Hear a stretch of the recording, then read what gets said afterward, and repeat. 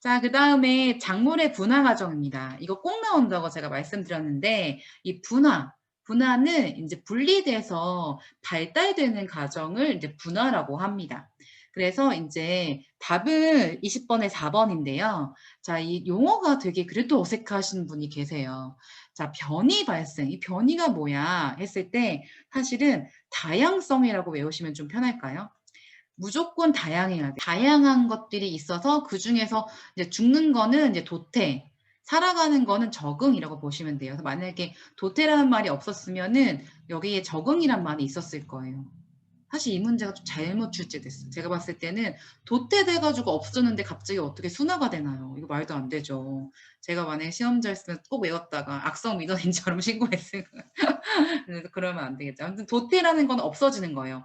다양한 것들이 있었는데 도태되면 이제 날아가는 거고 적응한 다음에 이제 순화가 되고 이 문제에서는 지금 분화 내용이 없죠? 없을 수도 있어요, 여러분. 그래서 이 전체 이 5가지 세트를 다 외워두세요. 알겠죠? 이거 세트만 알아두시면 이 문제도 사실 5초 컷 문제입니다. 자, 21번. 토양의 양분 보유력을 가장 증대시킬 수 있는 영농 방법은? 여러분이 실제 유기농 하실 때 이렇게 하시면 토양 양분 보유력이 늘어집니다. 같은 말로는요, 이제 보비력이라고 얘기해요. 보비력 증대라고 보실 수 있고요. 또 다르게 이제 화학적으로 얘기를 하면 CEC 증대. 자, CEC. 양이온 치환 용량, 양이온 교환 용량 이렇게 얘기를 합니다. 자, 그래서 토양의 양분을 이렇게 증가시키려면 보통 우리가 맨날 유기물 시용해 유기물 이렇게 얘기하잖아요. 여긴 조금 더 친절한 얘기예요. 부식질. 그러니까 부숙된, 충분히 숙성된 유기물 사용하라는 얘기입니다. 질소비료 사용, 무조건적인 이것도 맞는 거 아니야? 라고 생각하실 수 있어요. 하지만 이거는 평균적인 얘기이기 때문에 질소비료 사용은 가장 증대되는 얘기는 아니에요. 객토도 마찬가지고요. 그래서 여기서 가장이라고 여기가 나왔으니까 답은 1번입니다. 그리고 이제 양이온 치원 농량 한 번 더 얘기하고 갈게요. 자, 토양은 플러스의 기운이 있나요? 마이너스의 기운이 있나요? 건강한 토양은 마이너스의 기운을 가진 이런 교질 물질들이 굉장히 많습니다. 교질 물질. 아주 미세한 입자들을 교질 물질이라고 얘기를 해요. 건강한 토양은 마이너스예요. 그렇기 때문에 이 플러스가 양이온이지 않습니까? 양이온이 치환, 다른 용어로 교환이라고 합니다. 양이온 교환 용량, 양이온 치환 용량이 이렇게 커야 돼요. 그래서 제가 항상 양이온 치환 용량 하트를 막 그려줘요. 양이온 치환 용량이 높은 토양이다. 그러면 많이 가진 토양이고요.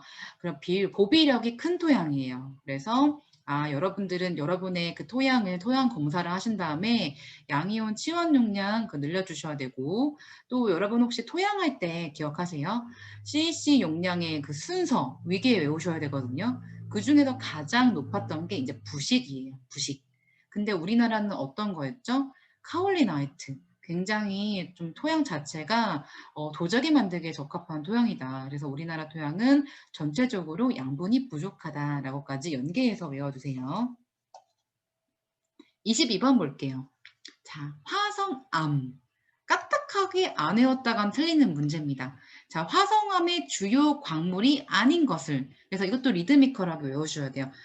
석장훈, 각휘감. 요거는 이제 플러스 최근에 또 나온 거예요. 원래는 6가지였는데 최근에 이제 암석 그 학회에서 이제 더 추가가 된 거예요. 그래도 여러분은 6개 외워주세요. 석장훈, 각휘감.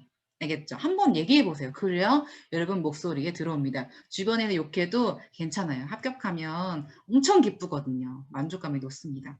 그리고 이 조암 강물이라고 이제 부르기도 하는데 암석을 구성하는 주요 강물을 다르게 해서 조암 강물이라고 불러요. 자, 지금 이 문제는 화성암만 나왔죠. 근데 우리가 이게 이제 변성암, 압력을 받으면 변성암이 되고 쌓이면 퇴적암이 되는데 그거에 대한 해당되는 조암 강물을 이렇게 놔뒀습니다. 근데 그거 다 외우셔도 되는데 그래도 화성암이 제일 문제가 많이 나와요. 그래서 석장훈, 각휘감 이것부터 외우시라고 말씀드리는 거예요. 근데 이게 나올 수도 있죠. 솔직히 나오면 이제 마음이 아프지만 석장훈 각희가 외웠으면 나머지 거, 이거 5개고, 이거 이제 이런 것들이 있구나까지 좀 시간 여유가 되시면 그때 한 번 더 외워두세요. 알겠죠? 자, 23번 볼게요. 영어가 나오고 문제가 너무 복잡한 것 같아서 버리시면 안 돼요. 자, 먼저 지하 수위. 이게 되게 중요한데, 여러분, 지하 이렇게 딱 일직선 그려보세요. 지하가 있습니다. 밑에가 지하잖아요. 지금 지하에 물의 위치예요. 물의 위치가 높다. 물의 위치가 높아요. 그러면은 물이 가득 찬 거예요. 그쵸? 지하 수위가 낮다라는 건 물이 밑에 있어서 물이 거의 없는 겁니다. 자, 다시 한번 문제 볼게요. 지하 수위가 높다라는 거는 어떤 뜻인가요, 여러분? 물이 굉장히 많다라는 뜻이에요. 여기다 써줄까요? 지하 수위가 높다라는 건 물이 많아요. 그렇기 때문에 저습지, 땅 자체가 좀 지반이 낮은 거예요. 아니면 물이 많은 거니까 물 빠짐이 안 되는 거예요. 이런 토양은 이제 환원 토양이라고 합니다. 자, 환원 기억하신가요? 환원은 산소가 붙었나요? 떨어졌나요? 산소가 어떻죠? 없는 거.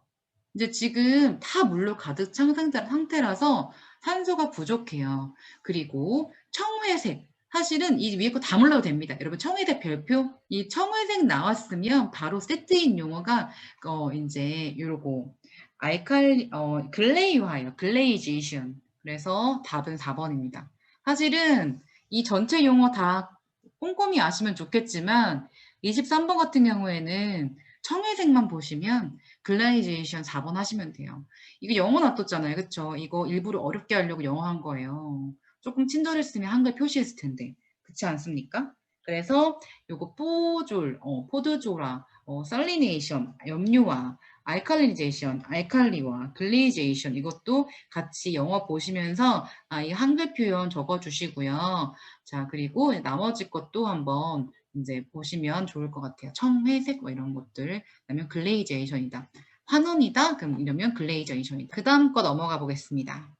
토양 속 이건 무슨 작용인가요? 했을 때 제가 모모화 작용이라는 거는 모모화가 됐다는 거예요. 이 결과물이 이겁니다. 이게 뭐죠, 여러분?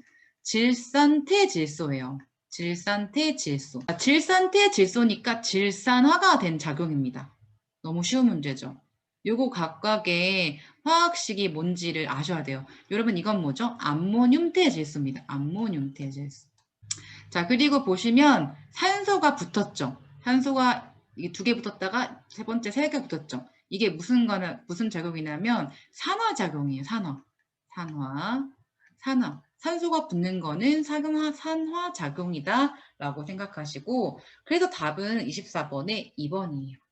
자, 이거 나왔던 문제가 우리가 초반에 배웠던 토양에 대해서 질소의 변화 과정에 대한 내용이 있어요. 거기도 꼭 한번 봐주세요. 자, 25번. 논과 밭토양의 차이점으로 틀린 것은? 자, 지금 25번에 답은 이제 2번인데요. 자, 이게 일반적인 논토양, 일반적인 밭토양을 얘기를 하는 거예요. 요거 밑에 거 설명 보고 위에 거 다시 갈게요. 자, 논은요, 우리가 물로 담수가 돼 있죠. 그쵸? 그리고 밭은 그래서 건조한 거예요. 네. 물론, 우리 밭 굉장히 촉촉하고 떼알 구조인데요. 이렇게 하실 수 있겠지만, 논에 비해선 건조한 거죠. 자, 그리고 논은 산소가 밭보다는 적고요. 왜냐면 물로 가득 찼잖아요. 그쵸? 그리고 밭은 산소가 논에 비해서 많고요. 그래서 이 산소가 분해가력이 좋기 때문에 밭이 유기물이 분해가 빠른 거예요. 자, 그래서 2번이 틀린 겁니다. 2번 고쳐주실까요? 논토양이 아니라 밭토양이죠.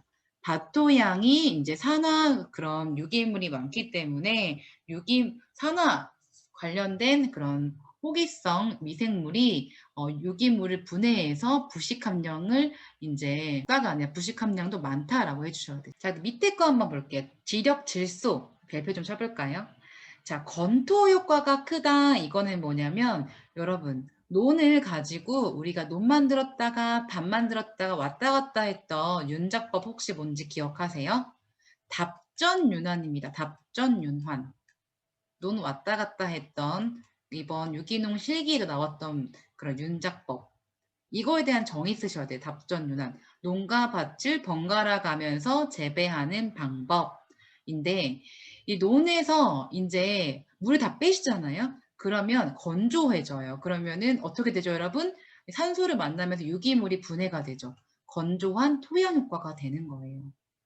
자, 그다음 자, 인산이 있습니다. 인산 P 한번 써볼까요? NPK, 질소, 인산, 칼륨 중에 인산이요. 이제 환원인 게 뭔가요, 여러분? 산소를 빼앗기고 그 다음에 이제 수소가 붙는 거거든요. 제가 뒤에 가서 28번 문제 나올 때 산화화문 한 번 더 정리해 드릴게요. 환원이라는 거는 이제 산소가 떨어지고 그 다음에 수소가 붙는 건데 인산이 굉장히 유효화가 안 돼요. 여러분이 인산비료 땅에 주잖아요. 그쵸? 그게 인산이 작물한테 잘 안 간다는 얘기예요. 그랬을 때 논해줬을 때 훨씬 더 이제 환원 상태로 유효화, 작물이 이용할 수 있게 된다는 거예요. 자, 그리고 이 인산이 이제 밭에 갔어. 자, 그러면 이 인산은요, 토양에 찰싹 달라붙어요. 그래가지고 이 인산의 유효도, 인산이 작물이 이용할 수 있는 유효도가 감소된다라는 표현이에요. 그래서 인산은 어디가 더 많이 이용되나요? 이렇게 표시해 주세요. 논이 훨씬 더 이용 효과가 높습니다. 염기 볼게요. 염기라는 거는 이제 미네랄을 통틀어서 얘기를 하는 건데요. 논에 자연적으로 우리가 물을 주잖아요. 그 물속 안에 여러 가지 이온들이 있습니다. 그런 것들이 있고 관계수가 공급되고 자 그리고 밭은 이제 이런 거랑 관계없이 이제 우리가 용탈이라고 하는 거는 이제 빠져나가는 건데 물을 주지 않으니까 밭에서는 그 안에 그런 이온들이 이제 보관이 된다라고 생각하시면 되고요. 자, 밀양원수도 마찬가지예요. 이렇게 세트로 관계수 안에서 염기도 공급되고 밀양원수도 공급된다. 그리고 밭에서는 모든 게 용탈이 감소된다라고 이제 구분해서 외워주세요. 그래서 답은 25번의 2번입니다. 밭에 대한 얘기고 부식 함량도 더 많아져요. 자, 25번, 26번 볼게요. 저위 생산지. 저위 생산지. 자, 23번에 지하수위랑 조금 다른 얘기예요. 지하수위는 지하, 땅의 밑에 물의 위치가 높낮이를 얘기한 건데 저위 이런 거는 다르게 영어로 표현하면 low, 낮은 생산 땅. 그러니까 여러분이 그 땅은요, 그 지역의 평균보다 낮은 땅이에요. 굉장히 생산량이 적은 거예요. 종류가 습답, 누수답, 노후화답, 미숙답. 이런 종류들이 있어요. 근데 우리가 이거를 이런 얘기할 때 한번 이론을 설명하지 않았어요. 그래서 시간이 부족해서 요거는 지필 그런 카페에 가보시면 이거에 대한 설명의 예시가 나와 있어요. 여기 부분 이론 꼭 다시 한번 봐주세요. 자, 옳은 거는 이제 뭐냐면요. 이제 미숙답인데요. 미숙답이라는 건 미숙한 답, 논이에요. 여러분이 논을 만드셨어요. 근데 거기 논이 좀 논답지 않게 여러 가지가 부족해요. 영양분이 부족한 거죠. 그랬을 때는 심경이 뭐죠? 깊게 가는 거죠. 땅 전체를 깊게 갈아서 토양 밑에 있는 그런 것들을 이제 한번 전체적으로 물리적으로 만들어주고 볏짚을 이제 시용합니다. 볏짚은요, 여기 N 이렇게 써볼까요? 질소 비료가 굉장히 많아요. 자, 우리가 보통 우분이 좋다. 소똥이 최고야. 이렇게 얘기하는 이유가 있어요. 왠지 아세요? 소똥은요, 굉장히 이제 보통 우리가 탄소나 질소 이런 게 적절하게 있는 편이거든요. 그래서 우리가 소똥엔 특히 볏짚, 이렇게 그 소가 또 볏짚을 많이 먹고 자라잖아요. 그리고 그런 수분을 적절하게 빼줘야 되고 그래서 CN율이 좀 알맞은 편이에요. 물론 거기다가 다른 것도 더 섞어야겠지만 그래서 우리가 보통 질소나 이제 탄소나 이런 것들을 다 맞추기 위해서 CN율 볏짚을 이제 같이 섞어줍니다. 4번이 맞는 말이고요. 1번이 왜 틀렸는지 조금 보고 갈게요. 습답. 굉장히 습한 논이에요. 논은 다 습한 거 아니야? 라고 생각하실 수 있겠지만 여러분 논 같은 경우는 물을 자꾸 빼주기도 하고 나중에 물을 넣었다 뺐다 하는 물 걸러대기도 하거든요. 너무 습하면 이런 거는 점토가 아니라 사토로 객토해야 돼요. 사토. 모래가 많은 걸로. 자, 두 번째 누수답. 답이라고 한 건 다 논입니다. 누수. 이렇게 이제 논을 만들었는데 물이 자꾸 빠져요. 그럴 때는 배수 개선을 하는 게 아니라 이제 이 배수 개선도 해야겠지만 암거 배수를 하는 게 아니에요. 암거 배수가 뭐였죠? 이 논 그 땅 밑에 파이프를 설치하는 건데 이런 게 아니라 이제 물이 빠져나가지 않게 이제 다른 방법으로 개선을 해줘야 돼요. 암거 배수를 설치한다는 이것 때문에 틀린 거예요. 자, 3번. 노후화 답을 계량하기 위해 석고를 시비한다. 자, 노후화 답이란 게 그 답에, 그 논에 굉장히 영양소, 특정 영양소가 좀 빠져나가는 걸 노후화 답이라고 해요. 이 내용이 굉장히 중요하거든요. 요거 때문에 사실은 여러분들이 꼭 그 영상을 보셨으면 좋겠어요. 그래서 제가 영상 링크해 드릴게요. 이번 시간 끝나고. 그래서 그거 한번 이렇게 보시고 노후화 답을 계량하기 위해서는 석고를 시비하는 게 아니고 다른 미량 원소를 더 시비를 해야 돼요. 그래서 답은 26번에 4번이 제일 맞습니다. 27번 볼게요. 바로 탄질률 얘기가 나왔습니다. 토양 유기물의 탄질률 옆에 위에다 한번 써볼까요? 탄질률을 이제 CN율 이렇게 표시를 하기도 하고 이렇게 표시하기도 합니다. 위에 이렇게 써주세요. 탄질률에 따른 질소의 행동으로 틀린 것은? 자, 답은 이제 1번에 틀렸는데요. 탄질률이 높은 유기물을 주면 탄질률이 높다라는 얘기는 탄소가 많다는 얘기예요. 그쵸?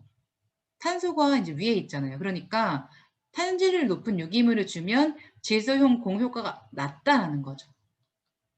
그래서 27번에 1번이 틀린 얘기입니다. 자, 2번 볼게요. 유기물의 탄진율이 높다라는 거는 이제 마찬가지로 1번과 똑같은 얘기인데 질소가 일시적으로 결핍된다. 이 두 개가 반대되는 용어잖아요. 그렇죠?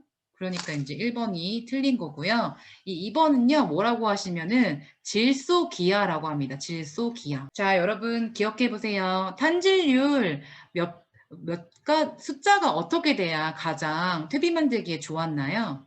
바로 20에서 30 범위의 탄질률이 돼야지만 퇴비가 가장 우수한 퇴비가 됩니다. 자, 그런데 만약에 탄소가 너무 높다. 그렇게 되면은 질소가 결핍이 돼요. 자, 그래서 우리가 이제 퇴비를 만들 때 오븐도 넣고 그다음에 볏짚도 넣는 이유가 탄질률을 맞춰주기 위해서 그렇게 조절하는 거예요. 자, 콩가식물을 재배하면 질소 공급이 유리하다. 맞죠? 콩가식물에 뭐가 있죠? 콩가식물의 뿌리에는 뿌리혹 박테리아가 있죠? 뿌리혹 박테리아. 꼭 이것도 사진 찾아보세요. 굉장히 징그럽거든요. 자, 그리고 유기물의 분해는 탄질률에 따라 달라진다. 그러니까 말이에요. 탄질률이 몇에서 몇 가지가 가장 유기물의 분해가 잘 된다고 말씀드렸죠? 여기 썼던 20에서 30이 가장 유기물이 분해가 잘 돼야 돼요. 여러분이 탭이 막 섞잖아요. 그거는 지금 미숙된 탭이에요. 지금 여러분의 소중한 밭에 뿌려야 될 그런 탭이는 어떤 탭이 뿌리셔야 되죠? 완숙된 탭이 뿌리셔야 돼요. 완숙된. 그러려면 여기에 말씀한 것처럼 탄질을 맞춰주셔야 되고요. 호기성 자꾸 뒤집어 주셔야 되고요. 그런 온도도 맞춰주셔야 돼요. 그런 얘기들 뒤에서 또 한 번 더 나옵니다. 자, 28번. 토양의 환원 상태. 환원 상태를 촉진하지 않는 것은? 자, 환원 상태라는 거 이제 아까 좀 말씀을 드렸는데 산소, 자, 그다음에 이제 수소, 그다음에 이제 전자. 요 세 가지를 기준으로 환원 상태를 이제 말씀을 드릴게요. 자, 환원이라는 거는 사실은 이제 우리가 뭐 화학적으로 얘기했을 때 전환한다 이런 뜻이에요. 뭔가 만들어지는 게 아니라 그거를 이제 빼앗기는 것들을 얘기하는데 특히 토양에서의 환원은 산소가 떨어져 나가는 거, 수소가 붙는 거, 그리고 전자가 붙는 것들을 환원이라고 얘기를 해요. 자, 그래서 산소가 붙는 거는 이제 산소가 있다. 그런 거는 산화죠.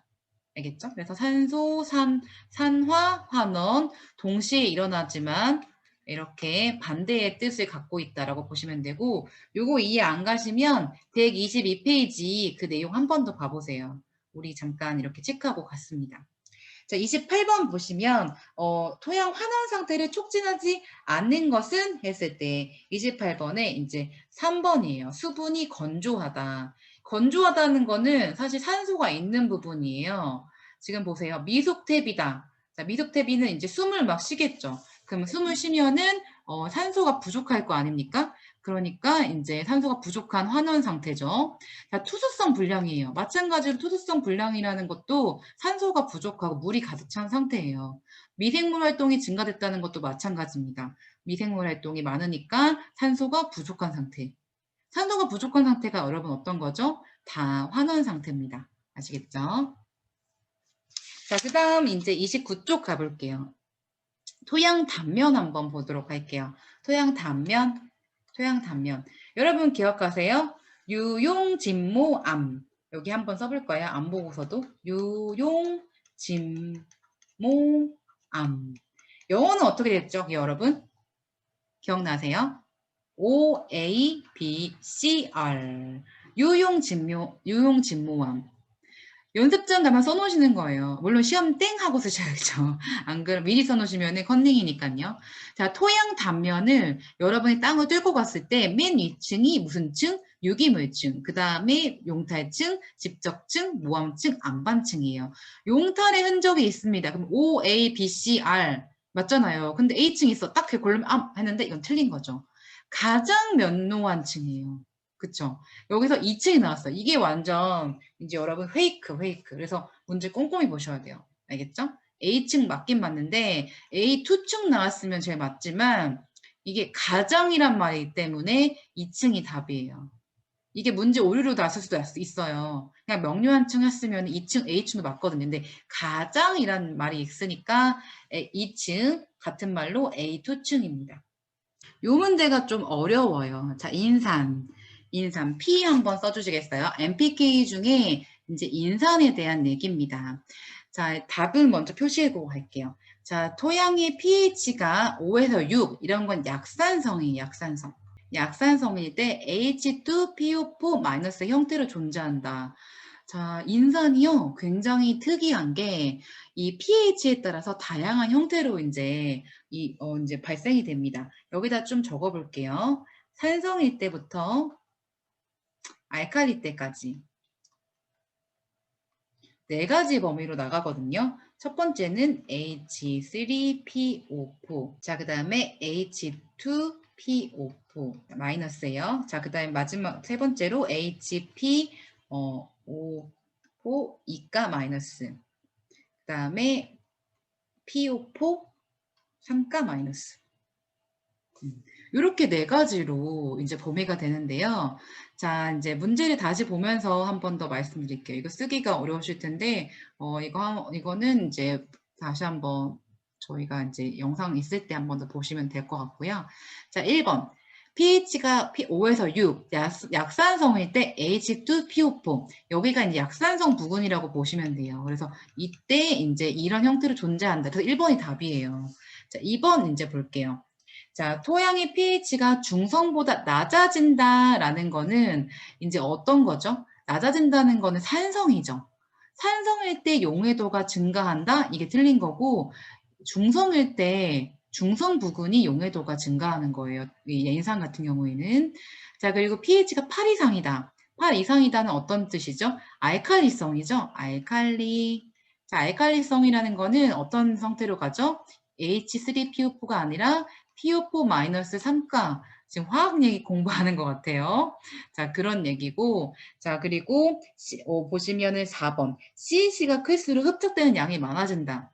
양이온 치원 용량과 인산이 흡착되는 거는 이제 별개의 문제예요. 인산은 사실은 이제 산성인지 염기성인지 이거에 따라 흡착되는 부분이 많고, 그리고 우리가 아까 이제 그 논과 밭토양 그 부분 봤을 때 인산의 유효도 얘기를 했었어요. 그래서 이게 호기성인지 그 다음에 현기성인지 이거에 따라서 유효도가 달라져요. 그래서 1번이 제일 맞고요. 나머지는 틀렸어요. 그래서 여기서 기억하셔야 될 거는 이게 제일 기억하셔야겠죠.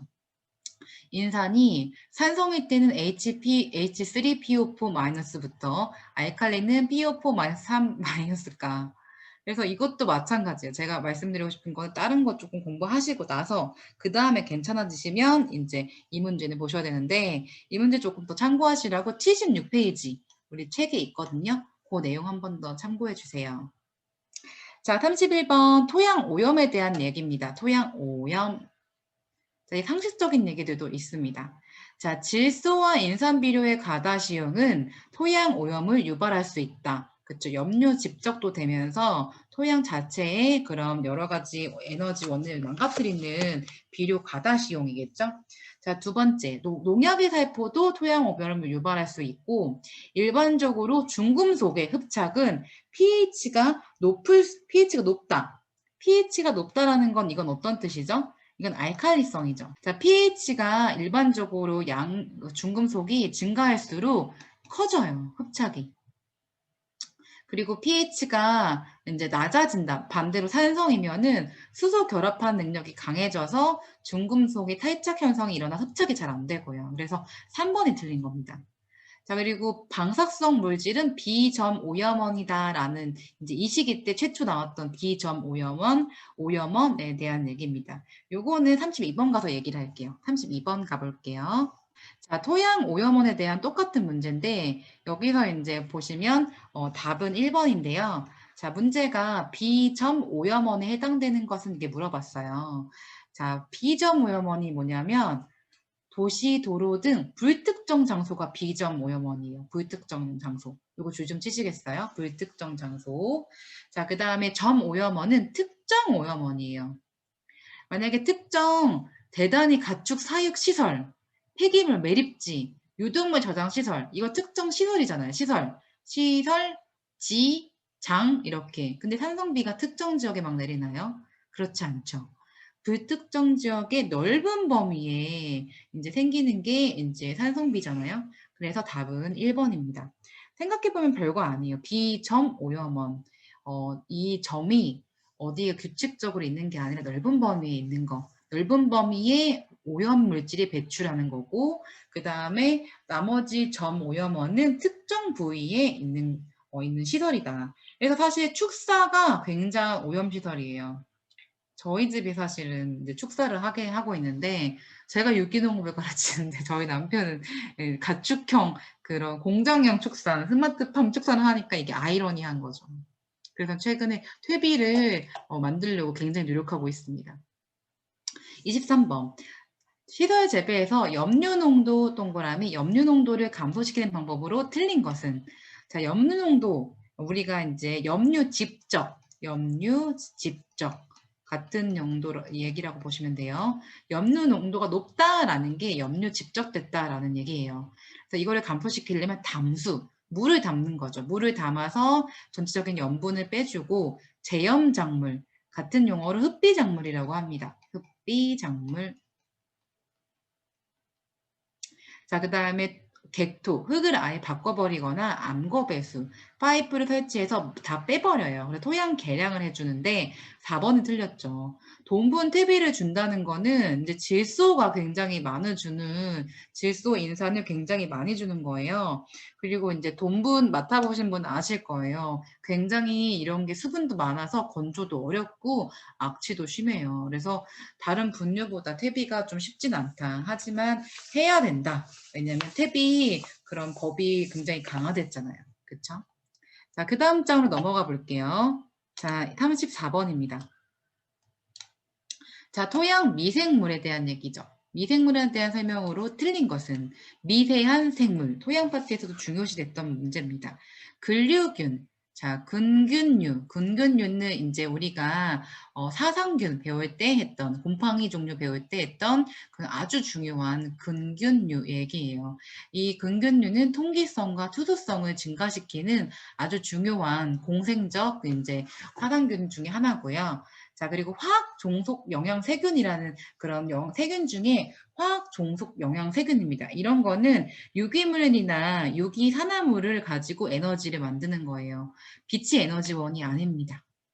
자, 그리고 미생물이 왜 있어야 돼? 라고 하면 유기물을 분해시키기 때문에 있어야 되는 거예요. 유기물 자체가 토양에게 이제 뭐 힘을 주는 게 아니라 전체적인 그런 여기 덩어리들을 부셔줘서 그 부셔진 그런 작물들이 이용할 수 있기 때문에 전체적인 순환을 촉진하기 때문에 미생물이 있어야 되고요. 그리고 미생물 중에 이제 조류도 있었죠. 특히 이제 조류 중에 녹조류는 광합성을 하고 산소를 방출하는 그런 특징 등을 갖고 있습니다. 그래서 다 34번에 2번이 틀렸습니다. 자, 35번 볼게요. 자, 우리가 입상구조, 괴상구조, 주상구조, 판상구조 이렇게 수평 구조, 토양 구조에 대해서 한번 얘기를 한 적이 있어요. 그래서 수평, 이거 나왔으면 사실 끝나요. 네, 수평이라는 거는 그대로 말 그대로 판이거든요, 판. 수평이 뭔가 옆에 이제 늘어나는 거죠. 그래서 옆에 이제 판판하게 있는 토양이기 때문에 이거를 판상구조라고 얘기를 해요. 그래서 답이 35번에 1번이 이제 답이고요. 자, 35번에 판상구조 한 번 더 보고 갈까요? 입단이 얇은 판자상 또는 렌즈상, 그래서 보통 가로축이 길다라는 게 이제 수평 배열이다라는 얘기예요. 가로축 방향으로 이동함으로 이제 수직 이동이 이제 느리다. 라는 얘기인데, 수직 이동이 느린 아래 위로 움직임이 느리다는 게 투수성, 물이 이동하는 게 느린 거예요. 그거 생각하시면 됩니다. 35번 볼게요. 토양 오염의 우려 기준의 물질에 포함되지 않은 것은 토양 오염 우려 기준 물질 여러 가지가 있겠죠. 이제 알루미늄이 이제 아니고요. CD가 뭐냐면 옆에다 써볼까요? 카드뮴이에요. 카드뮴. 카드뮴 많이 이제 영향을 받을 때 생기는 병 무슨 병이었죠? 네, 그 병 이따 병 그거 이까 이렇게 생각해서 하시고 H는 이제 수은이에요. 수은. AS는 비소입니다. 각각에 해당되는 특징들 교과서 한번 보시고요. 37번 볼게요. 공생질소 고정균. 자, 우리가 질소에 관련된 균을 많이 보셨어요. 그래서 호기성균, 현기성균, 공생질소 고정균. 그래서 이렇게 구분하시는데 공생질소 고정균은 리조비움이라는 그런 세균입니다. 공생질소 고정균. 자, 그래서 이제 너무 쉬운 문제예요. 근데 이제 나머지 모르는 게 나왔잖아요. 그래서 답은 이제 2번인데 아조토박터는 호기성 단독 질소 고정균이에요, 여러분.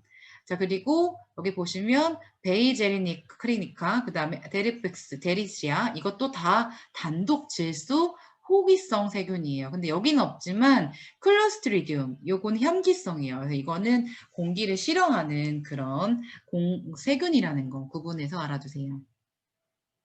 자, 그 다음 장 넘어갈게요. 처음에요.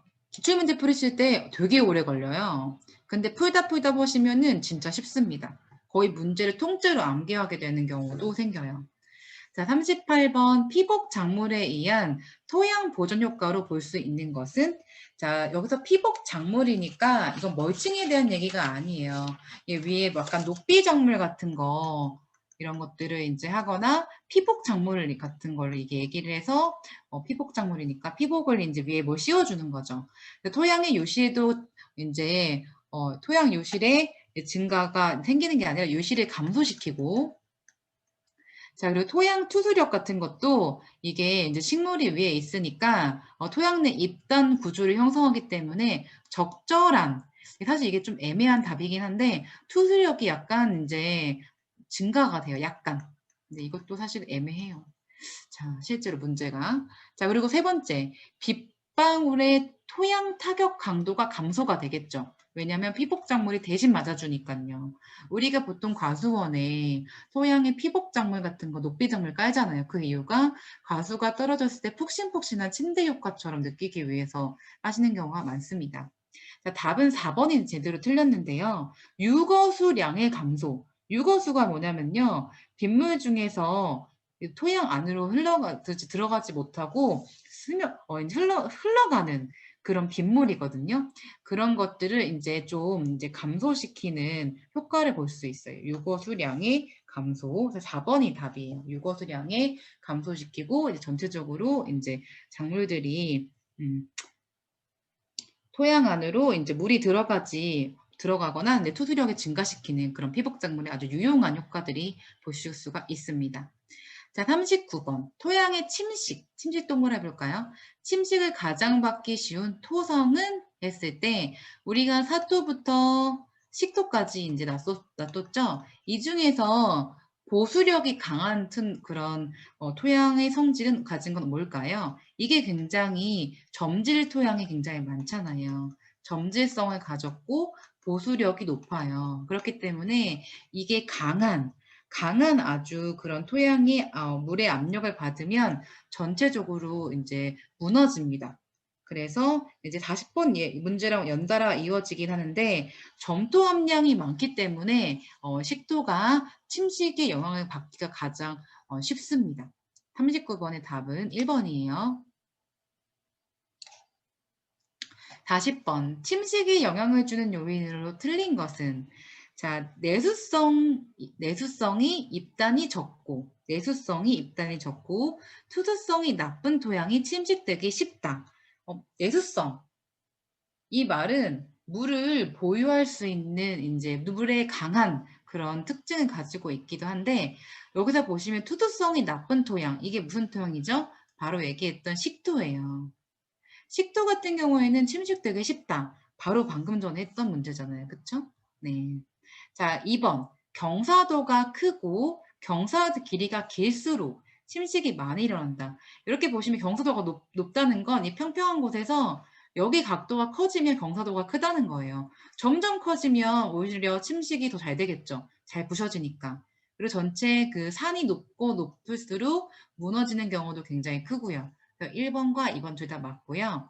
자, 강우량이 강도보다 토양 침식 영향이 크다. 우리 이거 했던 부분이에요. 강우 전체 그런 물의 양도 중요하지만 짧은 시간에 미친 듯이 비가 내리는 경우 있잖아요. 엄청 세게 때리는 경우. 강우 강도가 훨씬 굉장히 침식에 영향을 줍니다.